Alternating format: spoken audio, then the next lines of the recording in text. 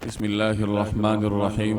حضرت جابر بن سمرہ رضی اللہ تعالی عنہ کی روایت کا مفہوم ہے کہ نبی کریم صلی اللہ علیہ وسلم نے ارشاد فرمایا کہ میں مکہ مکرمہ کے اس پتھر کو جانتا ہوں جو نبوت سے پہلے مجھے سلام کیا کرتا تھا، میں اب بھی اس کو پہچانتا ہوں۔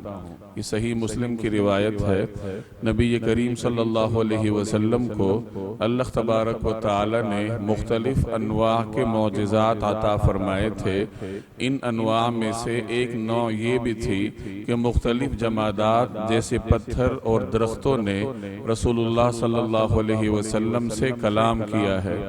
آپ یوں بھی کہہ سکتے ہیں کہ اللہ جل جلالہ نے ان جمادات یعنی درختوں اور پتھروں کو اتنا شعور دیا تھا کہ وہ رسول اللہ صلی اللہ علیہ وسلم کی نبوت کو سمجھتے تھے اور اس کی تصدیق کرنے کے لیے انہوں نے جناب رسول اللہ صلی اللہ علیہ وسلم سے گفتگو بھی کی ہے۔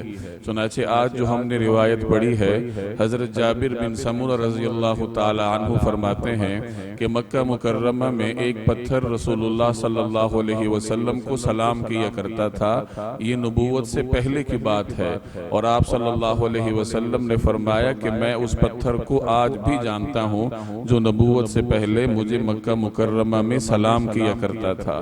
اب یہ پتھر کون سا تھا؟ بعض حضرات فرماتے ہیں کہ یہ حجر اسود تھا جو رسول اللہ صلی اللہ علیہ وسلم کو سلام کرتا تھا نبوت سے پہلے، لیکن دیگر حضرات کا یہ نقطہ نظر ہے کہ یہ حجر اسود نہیں بلکہ کسی اور پتھر کا واقعہ ہے جو مکہ مکرمہ کی کسی گلی میں تھا اور رسول اللہ صلی اللہ علیہ وسلم کو سلام کیا کرتا تھا۔